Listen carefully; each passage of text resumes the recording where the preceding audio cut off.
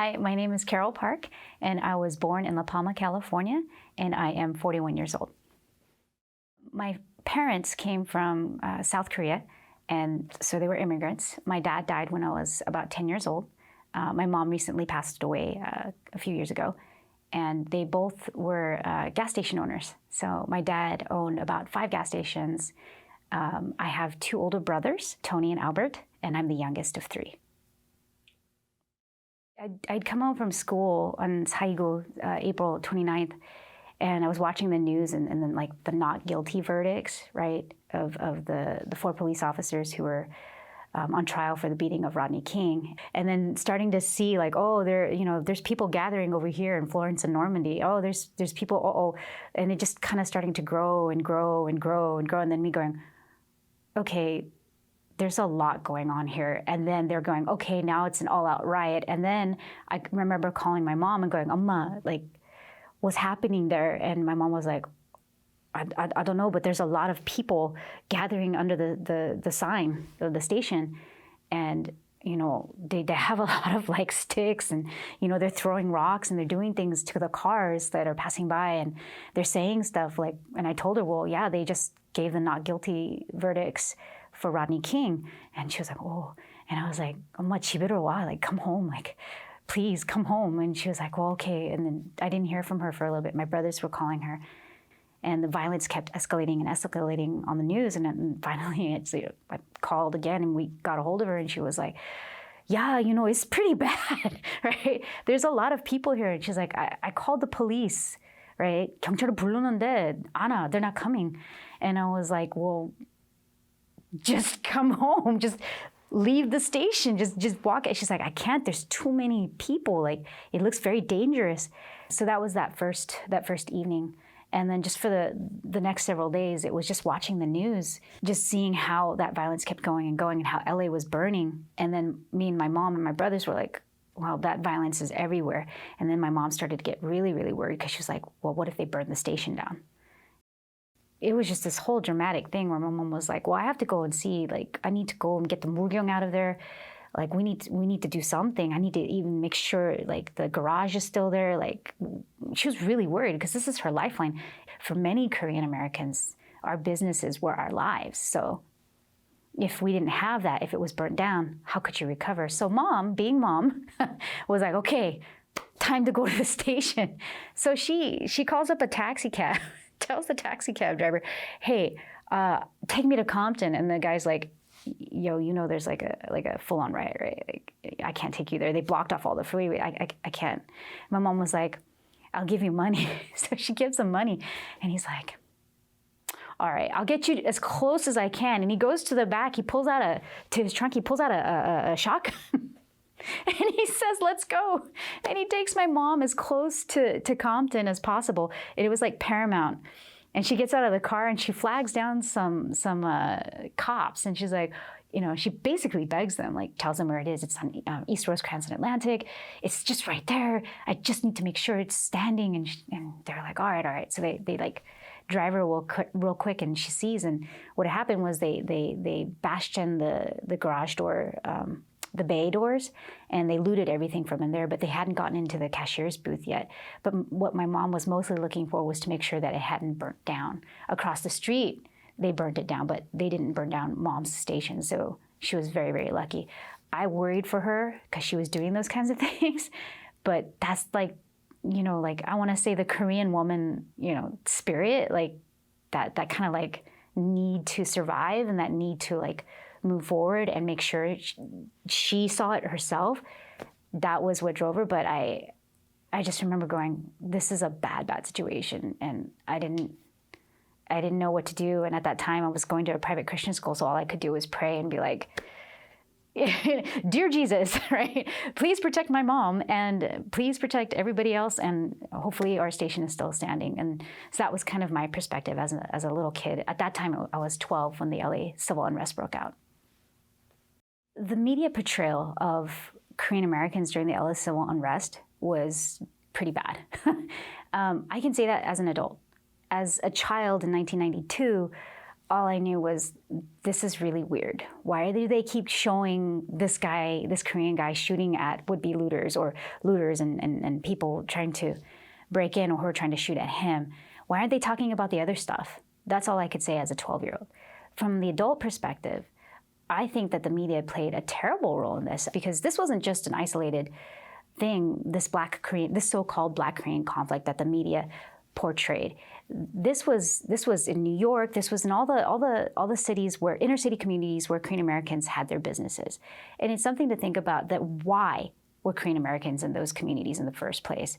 It wasn't because they were targeting, right? It was because they had no choice. They came here as immigrants.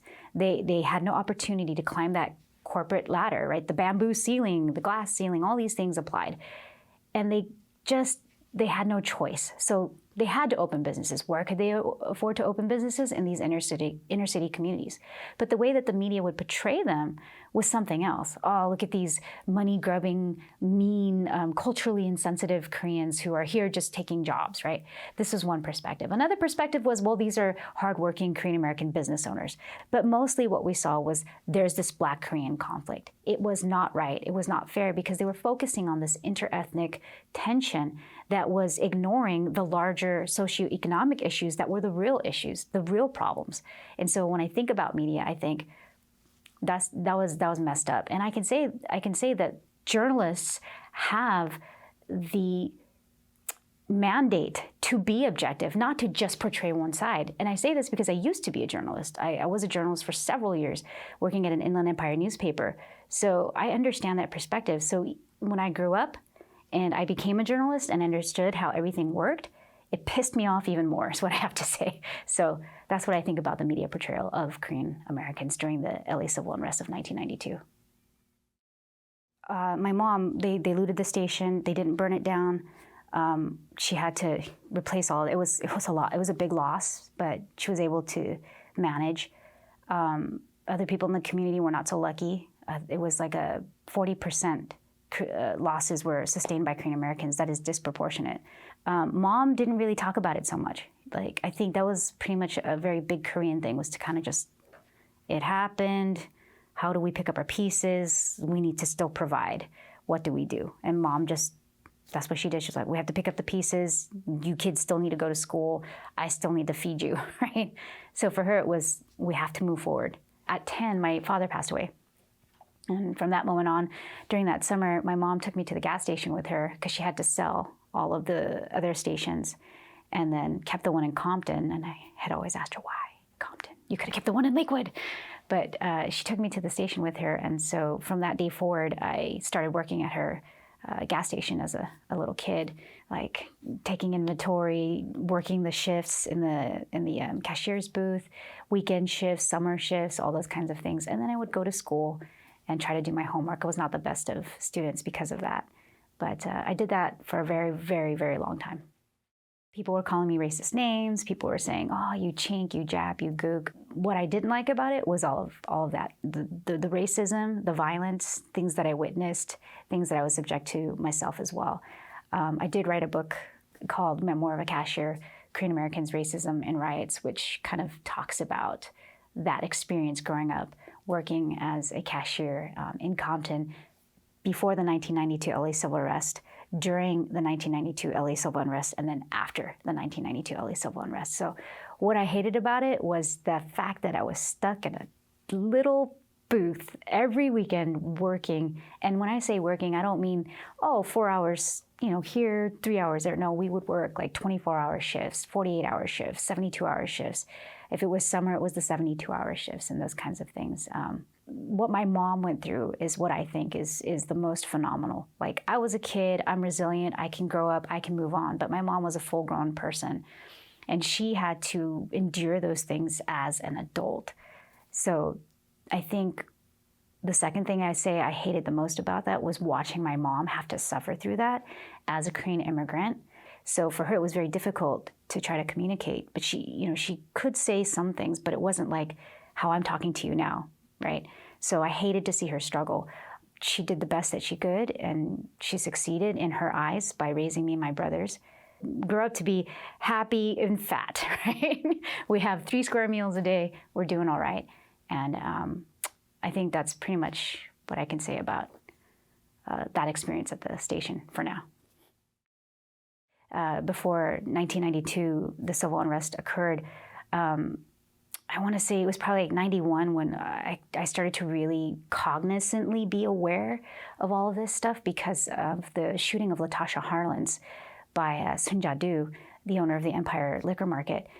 And I mean, people would just come up and come up to the booth and be like, "Piece of shit, we'll kill you." You know, every weekend, it was just so much like anger and frustration from the people. And I understand. I mean, the racial tensions were there. I get it. I didn't understand it then, but I understand it now. So when it comes to a specific example, there was once when, and this again, is it's in my book, but I used the N-word for the first time. And it was because I'd been called so many names after for so long. I just said it and I realized, oh my God, I crossed a line. And that exchange was happening on the ground level, like hourly, right? Every minute.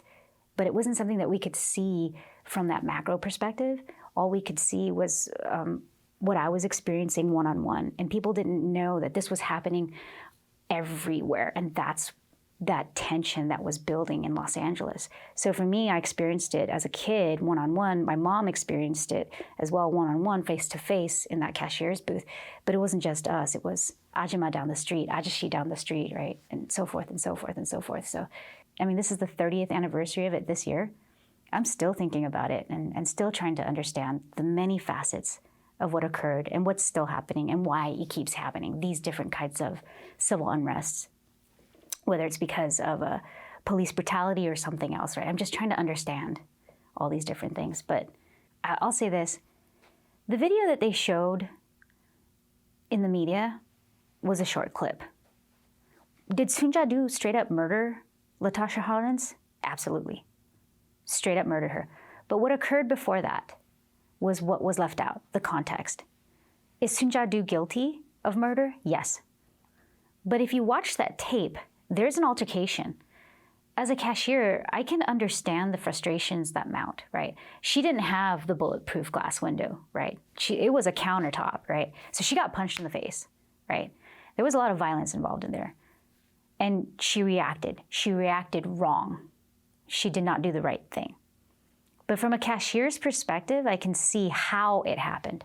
Years and years, day in and day out, because Korean Americans, they weren't working 8-hour days. They were working like 6 a.m. in the morning to 2 a.m. that evening, right? Day in and day out like that. Does the trauma build?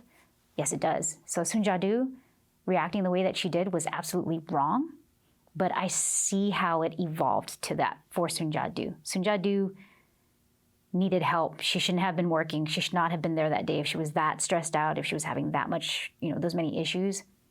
Don't be there, right? You're mad? Don't be there because she's straight up murdered. Latasha put the juice on the counter, turned around and walked away, and she still pulled out this gun and shot her in the back of the head. That's where I'm like, no, she should have gone to jail. She should be in jail today. The Korean story, like the Korean immigrant story, like a lot of Korean immigrants did that. There were a lot of Korean kids who worked with their mom and their dad at the liquor store, at the grocery store, at the laundry store, at the gas station, right? You name it. And understanding why we had to do that. So for me, coming to terms with all of that involved interviewing my mom and understanding our history and our identity and where I came from. Because I'm not just American. I might be American born, right? I might speak with a perfect English accent, right? But at the end of the day, I am still Korean. Like this, I am Korean, and I don't care what anybody says. I'm not just Korean. I'm not just American. I am both. I am a mix of both, right? And so coming to terms with all of that involved understanding my history, my identity, learning that from my mom, how she grew up on a farm with very little to eat post-Korean War, right? and understanding that she came here because she had to, better life for her, right? Trying to make her way in the world because there was no opportunity for her in Korea. Understanding that story and understanding all the laws and all the immigration laws that surrounded how Koreans came here too. And understanding how they were set in a position, what were the laws surrounding, right, the immigration of Asian communities, right? Not just Asian, but Southeast Asian, et cetera, all communities really. And understanding all of that, this macro picture, along with the micro picture of my own family's history, helped me to finally come to terms with, this is why this happened. This is why 1992 occurred. This is why 2020 happened. This is why Baltimore and Ferguson and everything in between, all that shit that happened, that's why. And so when you ask me how I came to terms with it, yes, it first started with going to graduate school, understanding, and then realizing I needed to talk to my mom and interviewing her, and that it germinated and grew from there.